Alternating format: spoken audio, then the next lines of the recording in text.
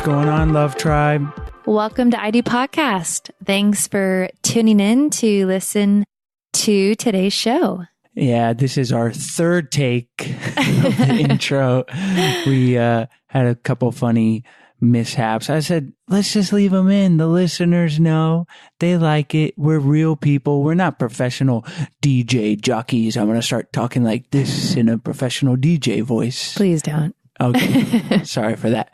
Well, anyways, we had a great show today with Dr. Nancy Colier, and we talked about technology and its invasiveness into our life. She has a book called The Power of Off, turning your phone off, turning the TV, all that stuff. I think it has huge implications on our own relationships with ourselves and others. And for sure, if you're listening to this, it's probably through your phone, and no doubt, unless you are a monk in a cave that has amazing self-control, you spend too much time at one point or another on your phone, and that's affecting you and your relationships. So Nancy dives in.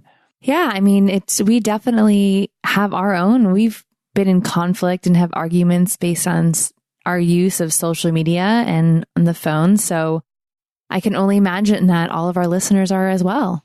Yeah. And it can be various degrees. And it's not just social media, it's just everything on the phone. Nancy talks about, Sarah and I laugh when we see people filming at like a concert or like just, it's like, or fireworks. That's another hilarious one. It's like, it's not going to look as good as it does in person, number one, but secondary, primarily it's taking away from that primary experience of being present. So there's so many different ways that Nancy talks about that it's impacting our lives. And she really gives some great tips on how to be aware of it and how to not let it negatively impact your life and your relationships.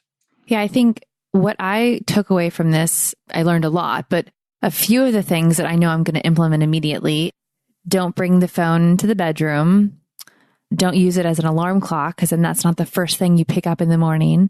And then don't use it within the first half an hour to an hour of waking up. Oh, and then don't use your phone an hour before bedtime so that you and your partner can spend quality time together instead of being on your devices.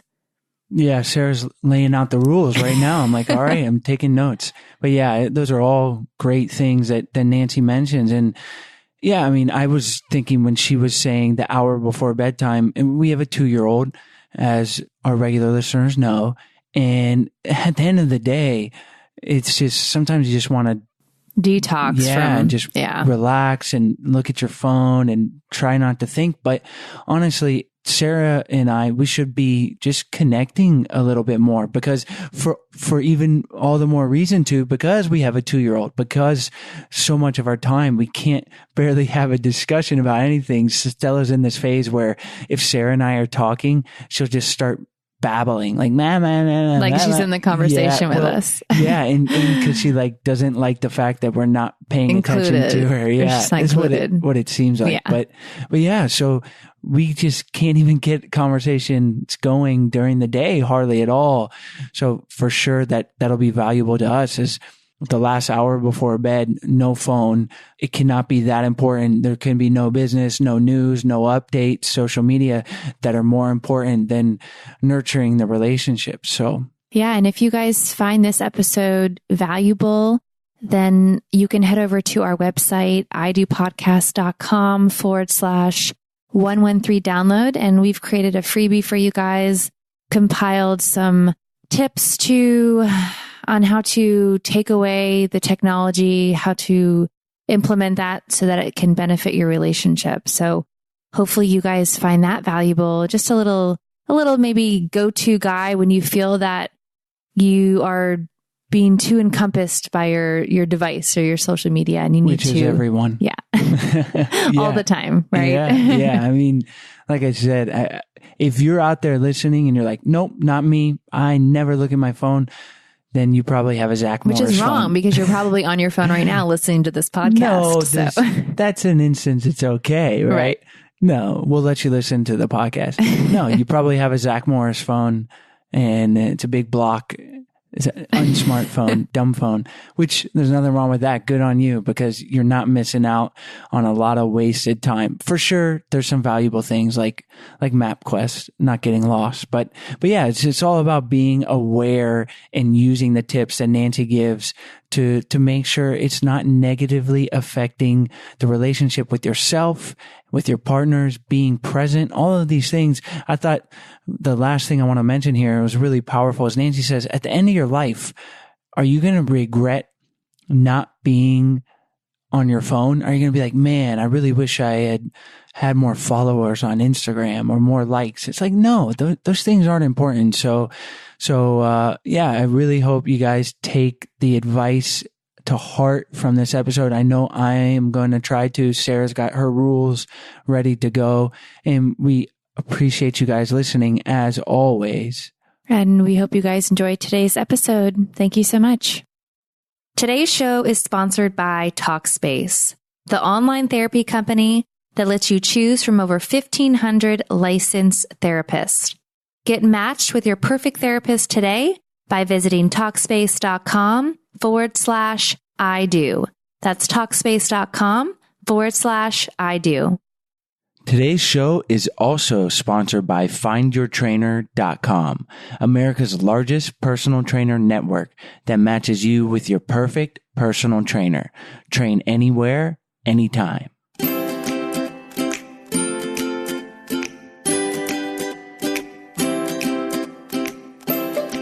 Hi, Nancy. Thanks for joining us on the show today.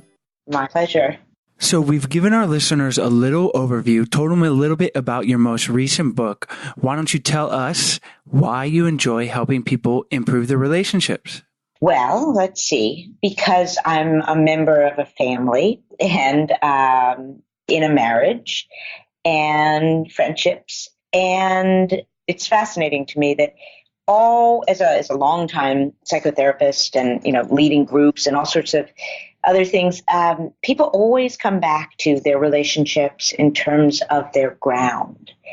And it is the thing that everyone wants to talk about and is trying to figure out how to experience more joy and less pain in their relationships, just to put it as simply as possible. And how do we do that when two human beings are coming together with different ideas and different paths and are, very invested in their opinions? And how do we manage to make something loving happen? So we've given our listeners a little bit of information about your most recent book, and Sarah and I both think this is an extremely important topic, and obviously you do too. You've written a book about it. Your book, The Power of Off, it's all about technology and its role in our life and being mindful around that. I know it's a huge thing and it's only going to have more and more implications on our lives, on our relationships. So why don't you tell us a little bit about the book and we'll dive right in. Sure. Well, the book came out of hearing the incredible turmoil that people were having in trying to maintain a sense of well-being in their own lives and in their relationships with this new mistress that is the smartphone. And I started doing research on it a few years ago, some years back, and it's interesting, people come to me as a relationship expert, and one of the primary relationships that I see changing fundamentally, and one of the reasons I wrote the book, is the relationship that we have with ourselves really is most profoundly changing, in that we don't really see ourselves as a destination anymore. We don't experience our own company as something valuable, something full and rich. We have an experience. Let's say we're walking on the street and we open a door for a woman who has a stroller, just a little moment. But we might have in the past, we might have walked on the rest of that block or a couple blocks, just processing that with ourselves, maybe never even mentioned that to anybody. But now, as we know, the instant we have that happen, right there on social media, hashtag gratitude, loving moment is up on, Snapchat, whatever it is. And we wait to find out what does that experience mean for us? What are we supposed to do with that? And we wait for the likes, we wait for all this external feedback, and we don't really have that intimate relationship with ourselves where we are processing our own lives. And, I talk to clients all the time that are terrified at this point of being alone with themselves if we're not filling the space with activities and entertainment and data and, binge watching Netflix. The idea of just being with ourselves has become something that people are quite afraid of, as if we ourselves are a vacuum. So that's one relationship that is profoundly changed with the advent of this relationship we have with technology. Even thinking, thinking is something, contemplating, that we do with ourselves. And we don't really think much now. If we want to find out something, we just Google the answer. Or my young daughter the other day, I said, what would you like for dinner? We used to sort of just take a moment and feel inside. And she said, well, let's go on Instagram and or Pinterest and look at pictures. So everything is shifted from outside to outside, from inside out to outside in. Another relationship that's changed, which is also one that's not with another human being, but it's our relationship with the present moment. And, we talk so much about mindfulness. We're infatuated with the concept of mindfulness, but really what we're doing is we're running away every moment from the present moment. We're being somewhere else. We're actually abandoning this present moment. So that's a fundamental relationship change as well. And then if we get into, people, that's remarkable what's happening now, where there's a whole new thing called phubbing, which is phone snubbing. And essentially what it means is that when we're in conversation with those we care about or love or just know, we're constantly telling them that they're not enough by checking our phone. Most people now go to bed with their phone, and 75% of women are saying that it's seriously impacting the intimacy of their relationships. Even just putting that phone on the table, even if it doesn't ring. Studies have shown that drastically reduces the sense of connection and intimacy that is experienced in that interaction. So that's why the loneliness rates are through the roof. We're communicating so much more, but we're connecting so much less. And with it is going community as well. And, these are profound changes that the whole way we relate to our world is changing. We've got the answer in a smartphone now. Most people now tell me that they're more interested in their smartphone than they are in their partner. They'll say that behind closed doors. It's more exciting. It's more interesting. And what does that do? That means that when a human might not be fabulous one day or might not have something unbelievably new to say or any of these things that come with a human being, we're not that interested. We'd rather, get something juicy coming down the pike on social media. So we're changing is what I'm saying. It's so fascinating with, all these stats that you're saying, because as much as Chase and I really do try to be conscious and mindful of our social media use or digital use, we still find ourselves doing a lot of the things that you're saying, bringing the phone to bed, not completely shutting off when you're with other people. So what is the first step for people to kind of take control of this and stop doing these bad habits? Well, like everything, it all starts with awareness. So at some point, as my friend said, you have to wake up and grow up, which is to say, with this very short life that we have and, the preciousness of our relationships, is this how we want to be spending our time? Is this the way we want to be expending our energy and where we want to be placing our attention? It has to start with a kind of wake-up call of, I'm in charge of my life. I'm in charge of how I run it. I'm in charge of the relationships that I have. How do I want to do that as a conscious human being? And, from there, it's really not rocket science. It's like if somebody wants to lose weight, we can talk about it ad nauseum, but at some point we have to get out there and go for a run. We've got to put the fork down. These are things that just have to happen, and what we like to do is we like to talk in these very large concepts, and yet much of it comes down to daily shifts in our behavior. So what if, for example, every time we had the impulse to use, right? Because this is no different. The truth is, this is no different than any other addiction. It's like an eating disorder because you have to learn how to deal with it. It's not like the bottle that you can just put down or drugs that you can stop. Even the caves have Wi-Fi. So it's a real thing. It's a real addiction. So we work with it in the same way that we work with any addiction, which is when you have the impulse to use or to pick up that phone while you're in a conversation with your friend, we just pause for a moment and we say, well, what would I have to feel in this moment if I didn't use? What's actually here in this moment that's making me want to pick up, if you will? So am I bored? Am I anxious? Am I feeling not enough? What's here? So we get to know the feeling. And then am I using of habit? Am I just habit? And so can I just sit with it and feel and experience what's here if I don't use?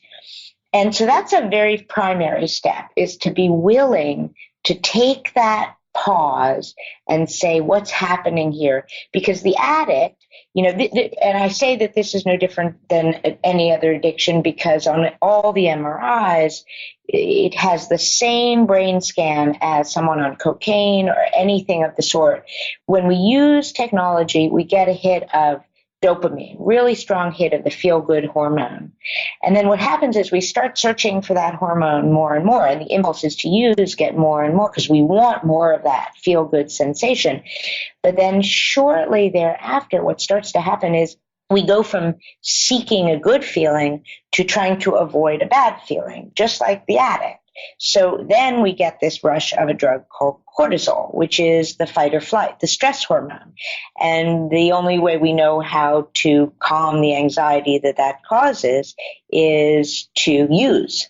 So we're in that cycle. So the first thing we have to do is to be willing to experience that anxiety that comes when the notifications come in, that comes when, I could shop for shoes now, but let me sit with this for a moment. And then from there, it's just some very simple behaviors, which is, for example, turn off your notifications. So when you're with another human being or even when you're alone, don't have the phone ringing or dinging and all of those sorts of things unless it's an emergency. Very easy to do. Make a deal with yourself that when you're with another human being that you care about, that the phone will be off and away. You can check it when you're done. These are behaviors we can really do very easily. Make a deal. Phone doesn't come into the bedroom. That's a very simple one. Make a deal. The last hour before you go to bed is time that you spend together. Do something together, an hour a day, where it's tech-free. Take a walk together. Commit to that time tech-free. It's very different than spending time sitting next to each other on the couch, each scrolling. It's very, very different in terms of feeling gotten, feeling known, feeling empathized with. First half hour of the day, don't get on social media. Don't use your phone as an alarm clock, and then don't let the phone dictate what your day looks like. So these are very, very easy to accomplish behaviors. You're taking a walk. Experience the walk. Feel the breeze.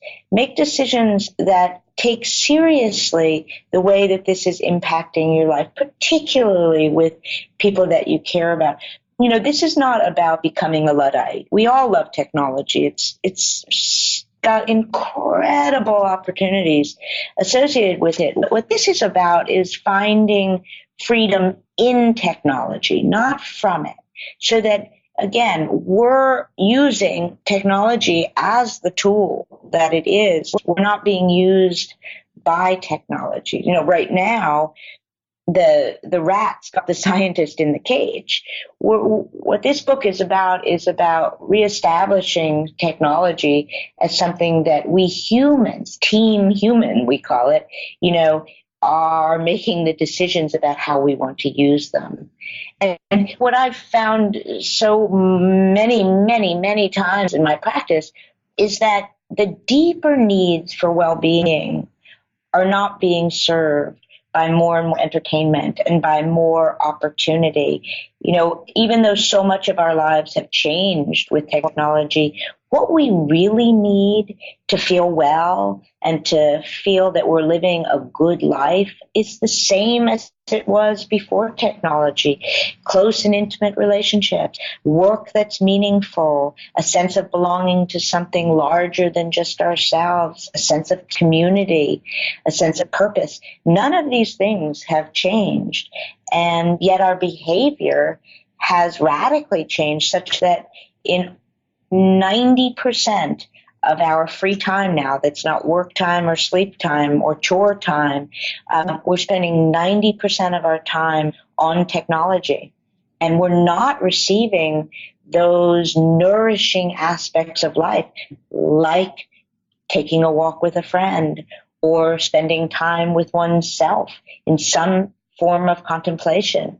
These are the things, or hobbies, or getting quite good at something, practicing something so that we're really, really good at that. We're dialing it in now and doing the easiest and fastest way to get there. And that doesn't serve us in our deeper needs.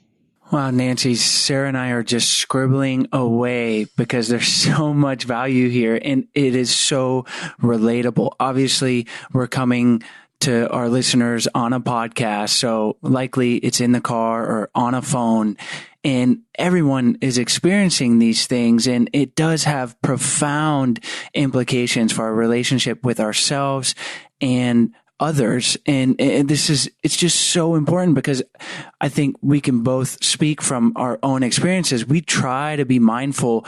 We are very much taking that step of awareness, like you say, but it still is so easy to get sucked into that vacuum of the smartphone. And this is something, especially we have a 2-year-old, so it becomes even more important that now it's affecting Sarah and ourselves individually as a relationship and our daughter. So I really encourage, it's just such great stuff.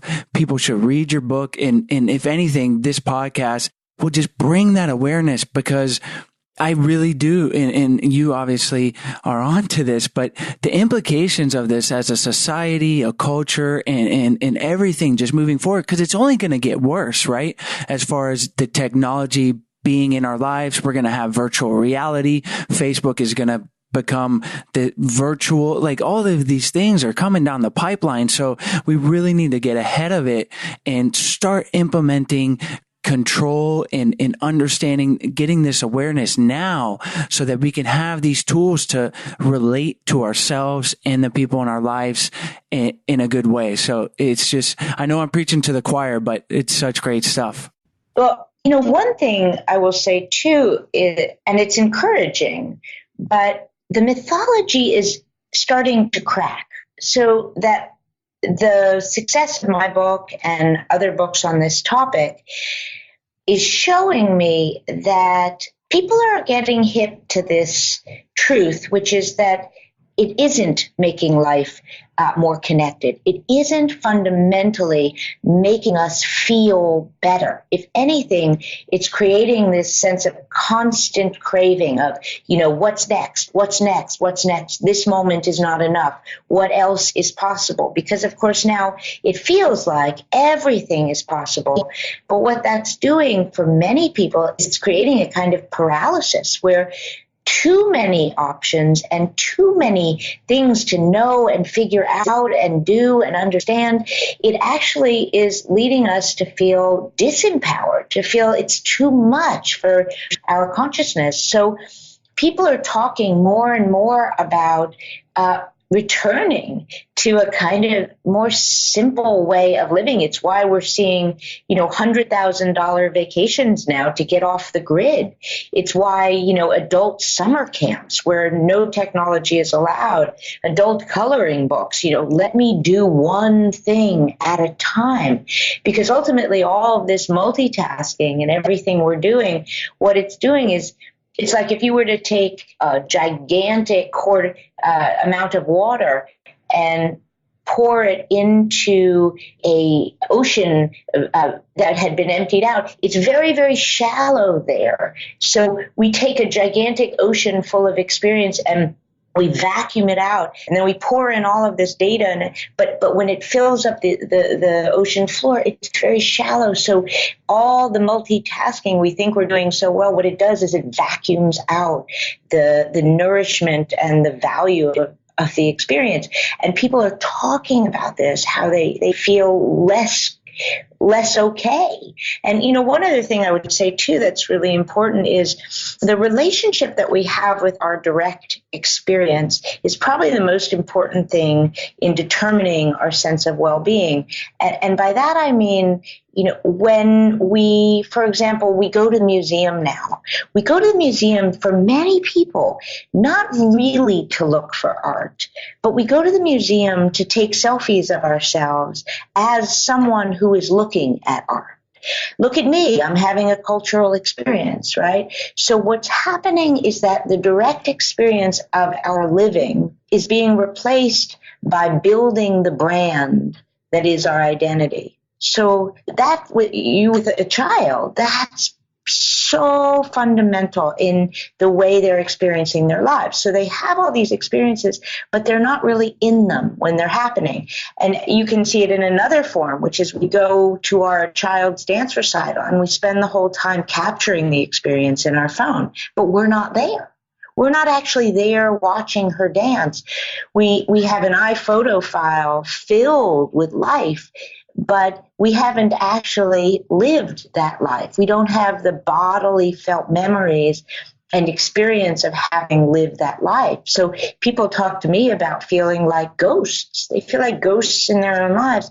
They have these brands online and so forth, where they have to defend these brands and hold them up, be that person they are on Instagram, but they don't feel like the person who's gotten to live that. So when, again, we're on that country walk, most people these days are narrating that life, again, hashtag, warm breeze, look at me in front of these trees. There's a gigantic cost for that, which is hard to language, but it's the experience of having been on that walk, looked at that piece of art, been at that recital. We don't own our own lives right now. And again, coming back to the hopeful part of it is the more people wake up and recognize, what is this actually like for me? All this entertainment, all this constant stimulation, what's the actual experience of it like? And the more they recognize that it is anxious making at the least, depressing more probable, they're making different choices. They're becoming more mindful. So I'm not sure that it will inevitably become worse. Parents, I give talks all over the country on parenting in this day and age where children's self-esteem is plummeting because it can live and die on, an Instagram post. It is completely determined by popularity. It is not built out of the things that, our generation's self-esteem, skill, hard, long-term working on things, thinking, accomplishments, climbing to the top of the mountain by foot, not landing there by helicopter.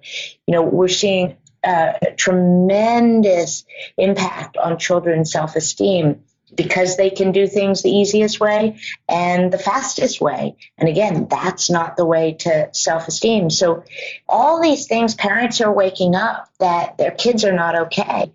And I feel hopeful that the suffering will lead to change in behavior. I'm just curious, just because we're parents, what do you tell the parents that want to know the best way to handle social media or digital? Where's the fine line of not taking everything away, but letting them use it with awareness?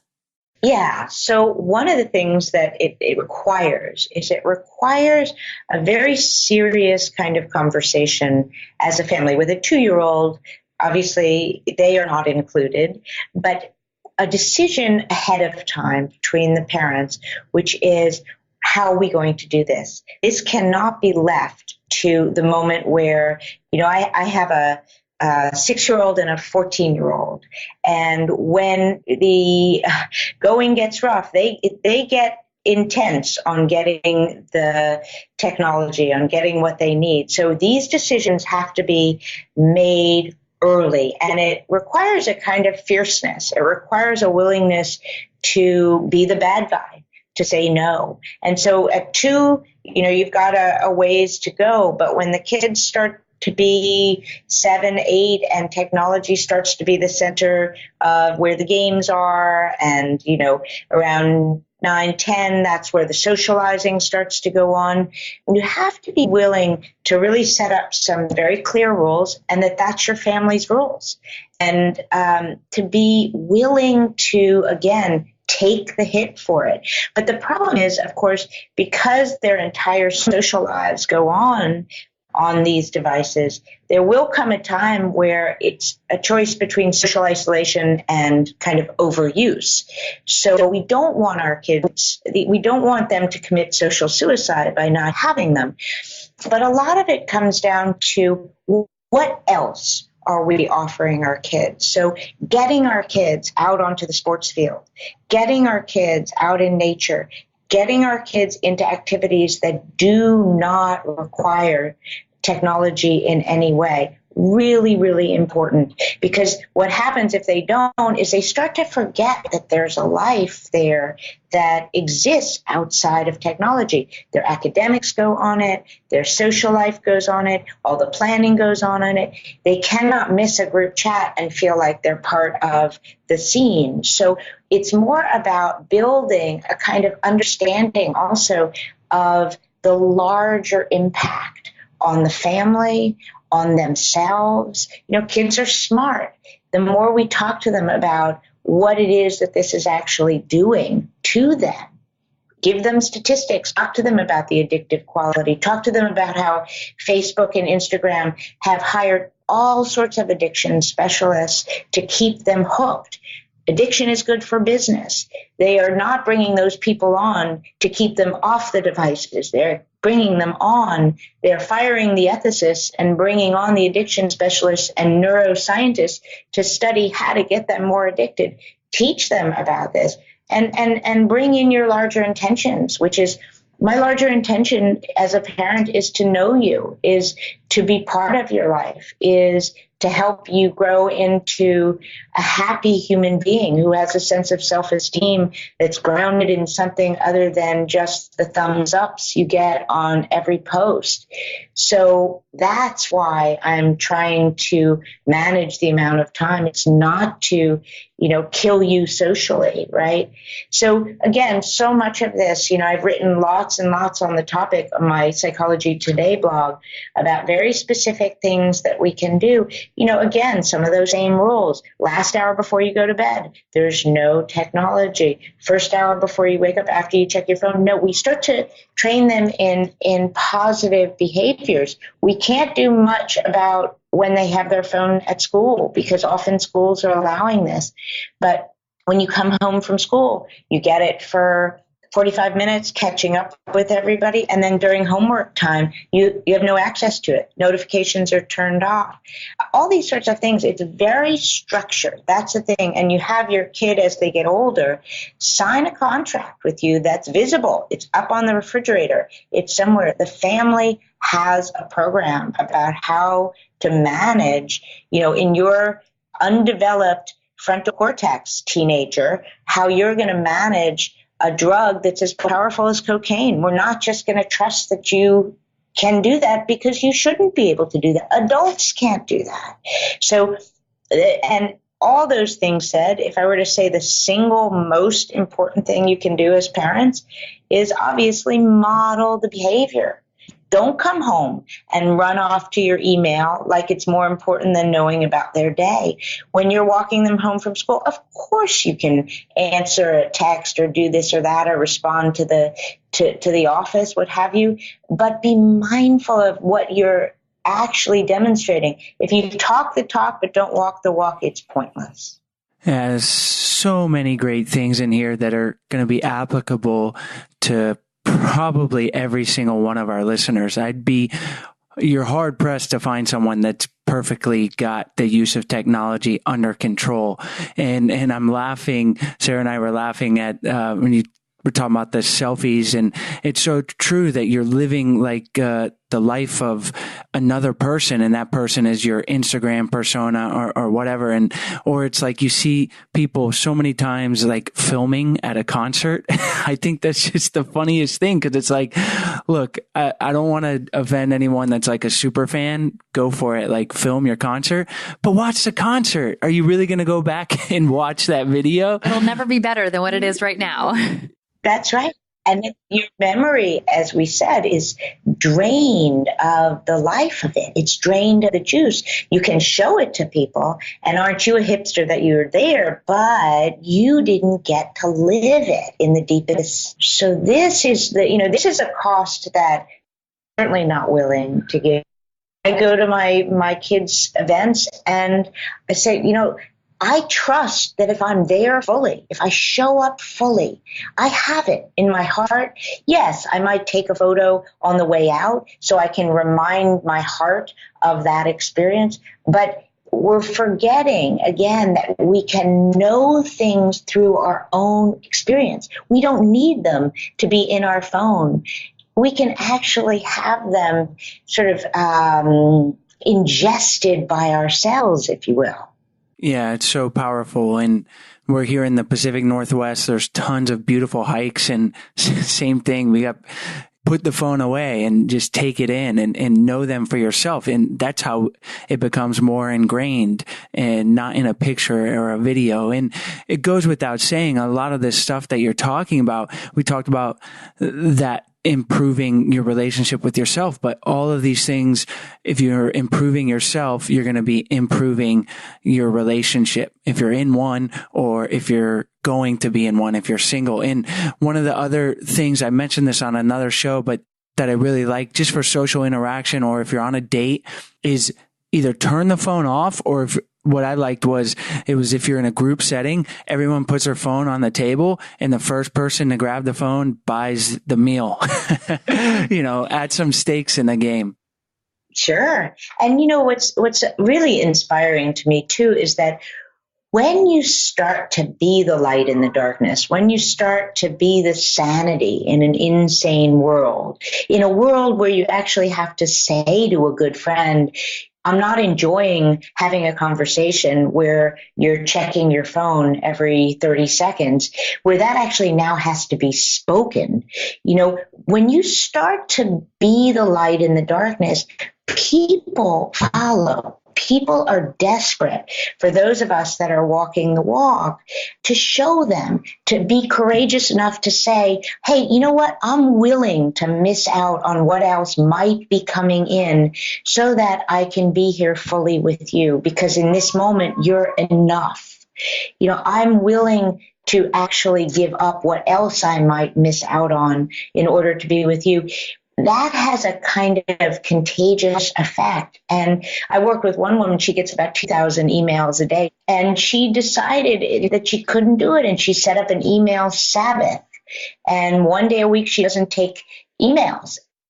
Hey, the emails she would send out an auto response. If it's still important, re-email me tomorrow. So she wouldn't return to 4,000 emails. And guess what happened in the company? It became something everyone did. So I'm encouraging people when in your relationship, you say to your partner, it's very hurtful to me when we're together for the short period of time we have in a day, and you seem more interested in your smartphone, or I can't really land here with you because it feels like you're jumping off to something else all the time. It would mean something to me if we could spend an hour together or half an hour together where, we're really the full focus of each other's attention. That conversation will tell you a lot about your partner, how they respond, but my guess is be exactly what that other person is wanting as well, because the need to be the full focus of another human being's attention is universal. It's if you're feeling that, you're not alone in that.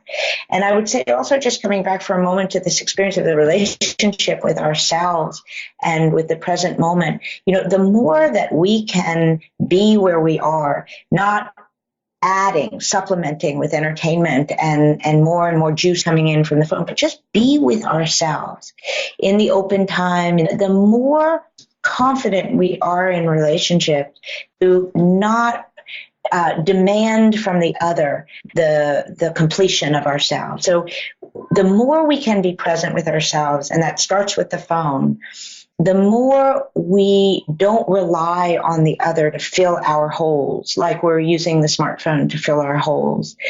So getting comfortable doing without the phone will serve you in your relationships, because it's the same sort of addiction to the other, that I can't be with myself, so I've got to get from the other what I can't bear to feel in myself. We're working with the same kind of emptiness and not enoughness. Well, Nancy, there's just so much value here, and it's such an important thing. I hope at the very least, and we know that this is going to help people become aware and take these steps. So a ton of great stuff. Now we got to move forward to the lasting love round. But first, we want to tell you a little bit about Talkspace.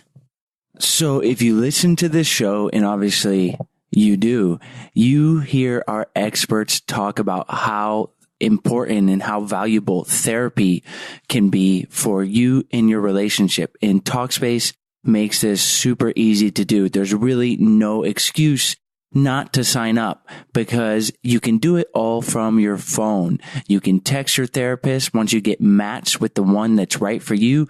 All of their therapists are experienced, licensed therapists, and you can text them, video chat, email, and audio chat. And it is just so easy that there's really no reason. It makes it super simple. If you're scared and you're like, I don't really want to go into a therapist, or you're having trouble getting your partner to make that commitment, now there's really no excuse. Sit on your couch, just like you're watching Netflix.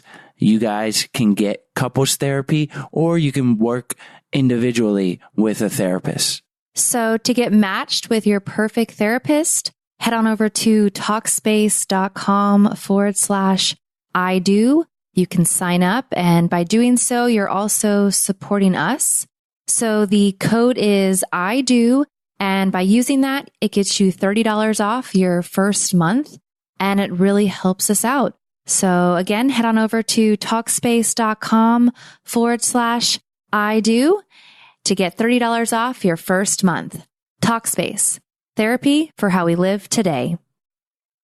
So this weekend, Chase and I were in San Francisco, and I wanted to get my workout on. So I went to findyourtrainer.com and I searched for a personal trainer where we were, and I found the lovely Kenya, and she met me at the park, and we had an amazing workout. And it was such a beautiful day, and it was just so cool to have a personalized workout right when I wanted it and exactly where I wanted it. The thing that makes findyourtrainer.com so great is that there's really no reason not to work out now. And working out makes you feel great. It's healthy. Obviously, it's good for you, and it's going to be good for your relationship. Whether you're single or in a relationship, you want to be active, and that's going to help the rest of your life. So tying this in to what we love to do here is creating great relationships or helping you find that one. Certainly getting out there, getting active, and it could be a great date night or a date day where you go and you meet at the park with your significant other and get out there, or you can go to the gym. That's the other great thing, is that the trainer will meet you anywhere. There's no membership required, and you'll be able to work out and be a great shared experience to do and help build that relationship with your partner. So make it your next date night. Findyourtrainer.com, get signed up. It's America's largest network of certified personal trainers, and they're all rigorously vetted and reviewed. You'll be able to check them out and go to findyourtrainer.com/I do. And a special offer for our listeners, you'll get $50 off 4 sessions when you use the promo code I do. And you'll also be showing your support for the podcast. So we really appreciate it. Sarah loved her first experience. She'll definitely be checking it out again. And I have no excuse. I was actually paddling around San Francisco Bay that day that Sarah got out there with her workout. So I was getting my workout on as well. Well, I was going to surprise you, but we have a duo training session planned for next week while we're in San Diego. So we're going to have an awesome workout together. So if you guys want to check that out, visit findyourtrainer.com/I do and use the promo code I do for $50 off 4 sessions. That's findyourtrainer.com/I do. So normally we ask our listeners for one tool that they can use on a daily basis to help improve their relationship. But we were wondering if you could, it may be more than just one, but do you have a set recommendation for what our listeners can do to implement on a daily basis, technology to maybe minimize it, or to whatever you think is best for the relationship? So I think the most important is this skill of awareness, which is every time that you have the impulse to use, you're sitting on the couch with your partner and you want to check something, what have you, just pause. Pause for a moment and ask yourself, what would I have to feel in this moment? What's here in this present moment that's causing me to want to use? And can I feel that? Or can I, in some way, get that need met or serve that part of that longing in me in a different way than through technology? It starts in the moment of craving. That's where it starts. The other thing that I would say, I'm going to give you 2. So that's the very first thing, is to interrupt the cycle, the habitual cycle where we have the impulse to use and maybe he's on as well, but that with ourselves, because this is really, we have to do this as individuals. We have to break this addiction and start being more mindful as individuals. And then we bring that into the couple. So start with yourself. The second thing that I would say is to start to be truthful with yourself and also with your partner, with yourself in the sense of, how am I doing in this relationship with technology? Is this really serving me? Is this nourishing me? Is this bringing me what I want at the end of my life? You know, will this be, if I continue in this way, will this be a life well lived, an existence well taken advantage of, if you will, this gift of existence? And then with your partner to really have a truthful conversation of, how do we as a couple want to be with this drug that is technology, that's, you know, addictive for both of us, or maybe more for one of us, but how do we want to make this relationship sacred in the face of this very powerful, seductive force? And I would suggest that with your friends too. Again, this contract of mindfully choosing, how do we want to take care of this relationship, which means an agreement about how are we going to be with technology within it, not leaving that to chance, and not suffering alone in loneliness and feeling not enough with your partner. And then, as most people do, just going on their own phone because they feel like, well, you're on, so I'm not enough for you, so you're not enough for me. These are not mindful solutions. Bring it into the open of how is this that we want to be in this relationship to keep it sacred. Is there a book or resource you can recommend for listeners who want to improve their relationship? The Power of Off, The Mindful Way to Stay Sane in a Virtual World.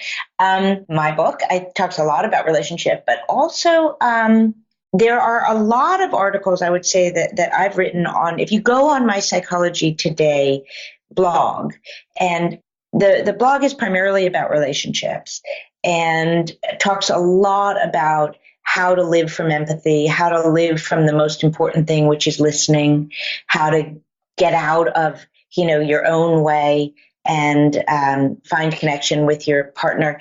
And it includes a lot about technology, but really technology is one aspect of it. The real thing here is about making a choice about how do we want to take care of this entity, this being that is the relationship, and can we be kind inside this relationship? And when we pull out our phone and we put it on the table in between us, it is not an act of kindness. So my favorite book, to be honest with you, in relationships, I always go back to is Nonviolent Communication. I love that book. And, it's not really a book about technology, but it's a book about, it's a language of love, really, and a language of life. And I love that book.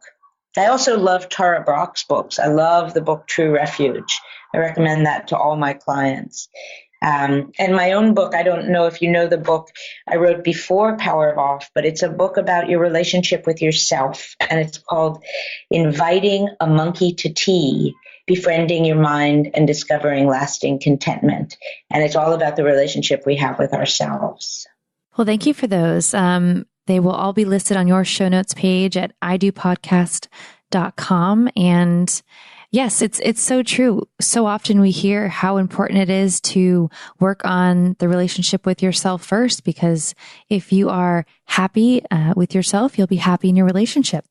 Yes. And we put different expectations and demands upon that relationship because we're already whole. Well, we've been married for almost 3 years now. Is there any advice you'd give newlyweds? Newlyweds. Wow, what a lovely stage to be in. So I would say treasure that time because it really is a remarkable time. It changes and grows and gets better in lots of ways and more challenging in other ways. So this really is an incredible time. Listening is the thing. Is if we can listen to our partner and take their side and really try and empathize with what is the deeper longing that partner is coming from, we've got it then. If we can hear them from their experience, not our experience of them, but what is it that is their deeper intention they're trying to get done, even if we don't in the moment like the behavior it's coming through, getting out of ourselves and into their experience without judgment. Can I hear them from their experience? That is the key to successful relationships. And it's really, really hard, but the less we identify with our own, rightness and my opinion on this or my belief about this is the truth, but really encourage a relationship where I want to know what's true for you. It's going to be different than it is for me. It's going to be radically different. And I want to understand why that's true for you and what your experience in that is. It's not going to be mine. We're not one, we're not one being. So the more we feel safe to be truthful, that's what creates successful relationships, that our allegiance at the end of the day is to the truth, and that be a safe place to express. Whether we agree with it or not, that I want to know your truth. That's love. Not that you reflect me, not that I'm pleasing to you at every moment, but I want to know your truth. Hold to that. Hold to that. What advice would you give our single listeners looking for a happy relationship? I think it's hard to be single sometimes. And so a lot of empathy about you didn't create this sort of myth. You haven't manifested sometimes it's just hard to find somebody is one thing that I would say. And to get off your case if you're self-judging, to stop that. That's not going to help. The other thing, I often say this to my clients, to enjoy as much as you can, this time, because it will change. It will certainly change in one way or another. That's the one thing we can be sure of. So as best as you can, enjoying this time to get to know yourselves, to have the space for yourselves. And also that if you really want to be in a relationship, that we commit to that. So I always say, it's kind of silly, but set an intention and make it a part-time job. Go out there and do it. Go out there. There are many ways now to meet people, many, many ways.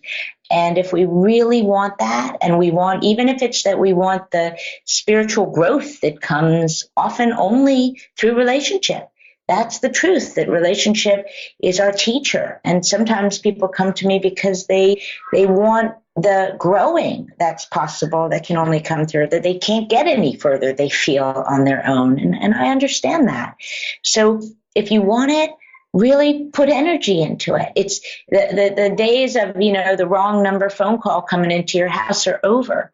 But if you really put time into it, I feel like you probably can make that happen for yourself. So it's a very active approach to it, at the same time of really taking the time to know yourself in the longing, to know the truth, which is the longing for a relationship, and to get to know that as much as you can with forgiveness.